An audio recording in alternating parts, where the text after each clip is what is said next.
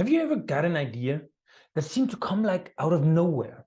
You haven't worked on the problem for a while, maybe a few days or a couple of hours, and then suddenly out of the blue, poof, it's there.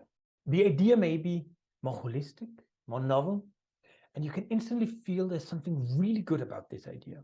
What happened is that your subconsciousness have continued working on the problem while you consciously have been doing other things like going for a walk, taking a bath, reading a book, or chatting with some friends over a beer in a bar.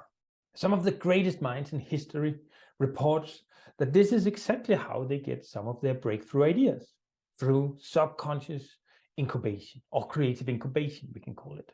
Since this is such a powerful approach to creativity, we may be able to organize our lives to allow for this subconscious creative thinking to happen at certain times.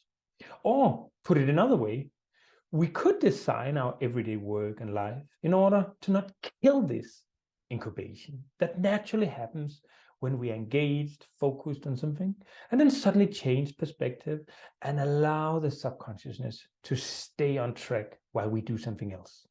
Try to think about subconscious incubation in terms of 2 steps.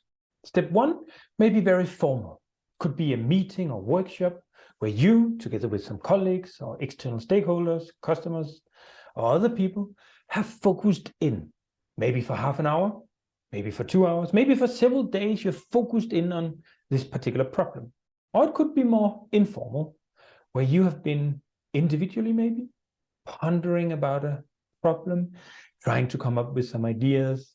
Maybe you've spent half an hour or a couple of hours, or maybe you've done it over a longer time during a day or a couple of days. Once you have secured this strong focus on the problem, you can go into step 2. In step 2, you stop consciously thinking about the problem. You start focusing on something else. And you allow your subconsciousness to keep working on this problem that you had put your focus on. So in step 2, we have to ensure that the new focus we take consciously doesn't take over all our attention. It has to be a low cognitive demanding focus we take. And that's a very individual thing. For some people, a low cognitive demanding activity may be to go for a run. For others, it's to take a bath or to look at the sunset. For others, it could be to do some cleaning or do some emailing or other things where you're sure that this won't take all your attention onto this new problem. There are no standard low cognitive demanding tasks.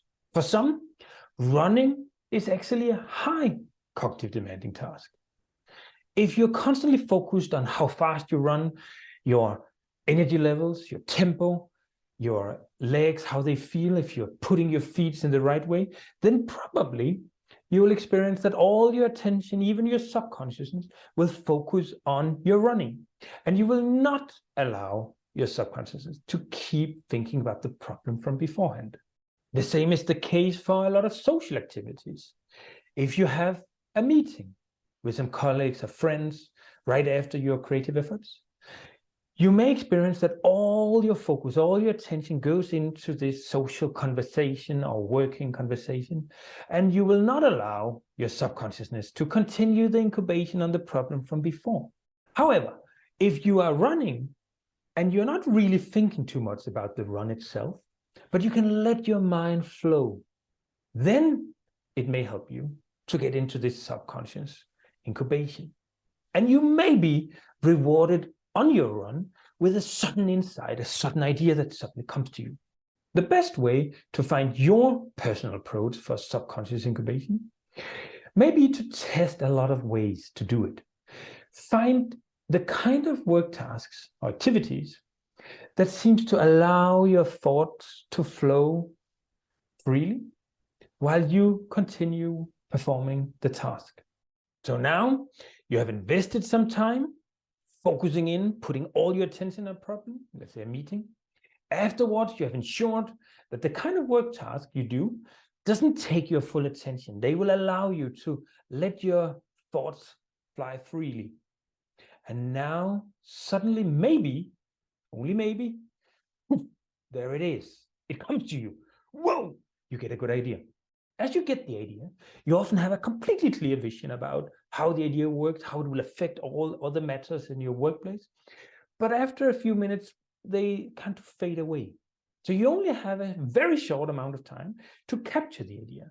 Ensure that you kind of obey when it takes over. Even though you may be in the middle of a conversation or you're trying to finish an email, stop whatever you do, write it down, and get back to your conversation and email afterwards. These ideas can come at very inconvenient times. Maybe while you're trying to fall asleep. It's worth having some paper and pen under your bed then. Sometimes they come while you're swimming. Maybe you can have a diving pad nearby. And sometimes they come while you're at a party or in the middle of a wedding. Maybe you shouldn't capture those if you are about to say yes to your wife or husband. It's worth considering whether you can plan specific time slots for your subconscious creative thinking to happen. Maybe you can identify some dates or meetings or work tasks in your calendar where you have to be creative, where you have to solve a particular problem. And maybe you can plan some time afterwards, after the meeting, after the workshop, where you can allow your incubation, your subconscious thinking to continue working on the problem creatively. Maybe you can plan for 1 hour, 2 hours, maybe 3 hours after your creative efforts. Don't think about this as non-working hours. Think more about it as here you do the kind of tasks that don't necessarily have to take all your attention capacity. You need to plan these type of time slots of subconscious creative thinking in order to reduce the stress level during these times and in order to avoid disturbances. Try to get time where you won't get disturbed and you're not under time pressure. And there are no other very important problems or projects or work tasks that have to be done in the same slot.